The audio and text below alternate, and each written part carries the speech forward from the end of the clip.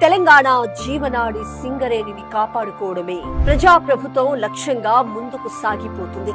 నల్ల బంగారంగా పిలుచుకునే సింగరేణిని గత పాలకులు నాడు అప్పుల పాలు చేసి గాలి కొదిలేశారు. కార్మికుల సంక్షేమం కోసం వాడాల్సిన దాదాపు 40,000 కోట్ల రూపాయల నిధుల్లో నాటి ప్రభుత్వం పక్కదారి పట్టించి సంస్థను నష్టాల ఊబిలోకి నెట్టింది. సింగరేణిని తమ రాజకీయ అవసరాల కోసం ఏటీఎంలా వాడుకున్న ఘనత కేసీఆర్ సర్కారుదే. మిషన్ భగీరథ వంటి పథకాలకు సింగరేణి సొమ్మును మళ్లించి లాభాల్లో ఉన్న సంస్థను 10,000 కోట్ల అప్పుల్లోకి నెట్టారు. తాడిచెర్ల ఓపెన్ కాస్ట్ మైనింగ్ లో నిబంధనలకు విరుద్ధంగా ప్రైవేటు సంస్థలకు కట్టబెట్టి 1,000 కోట్ల కమిషన్లు దండుకున్నారు నాటి బీఆర్ఎస్ పాలకులు. సింగరేణి సొంతంగా మైనింగ్ చేస్తే తక్కువ ఖర్చయ్యే పనిని ప్రైవేటు వ్యక్తులకు అప్పగించి సంస్థ వెన్ను విరిచారు. వారసత్వ ఉద్యోగాలను ఏళ్ల తరబడి పెండింగ్ లో పెట్టి కార్మికుల కుటుంబాల పుట్టగొట్టారు.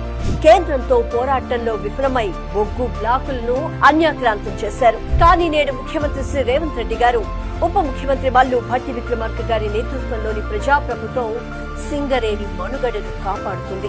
అధికారంలోకి వచ్చిన 100 రోజుల్లోనే వారసత్వ ఉద్యోగాల భర్తీకి గ్రీన్ సిగ్నల్ ఇచ్చింది.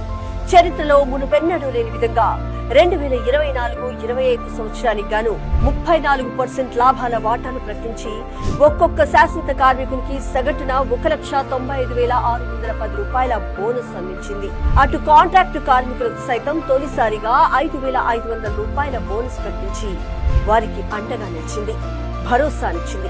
మరోవైపు ప్రైవేటీకరణ కుట్రలను ఢిల్లీ వేదికగా అడ్డుకుంటూ విధి నిర్వహణలో అనుకోని ప్రమాదం జరిగి కార్మికుడు ఒకవేళ మరణిస్తే ఆ కుటుంబం రోడ్డున పడకుండా ఏకంగా 1 కోటి రూపాయల ఇన్సూరెన్స్ పథకాన్ని ప్రవేశపెట్టి కొండంత అండగా నిలిచింది ప్రజాప్రభుత్వం.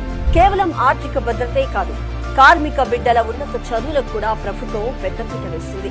సింగరేణి సంస్థ సహకారంతో సివిల్ సర్వీసెస్ కు సిద్ధమయ్యే అభ్యర్థులకు ₹1,00,000 ప్రోత్సాహకాన్ని అందిస్తూ వారి ఐఏఎస్, ఐపీఎస్ కళలకు బంగారు బాటలు వేస్తుంది.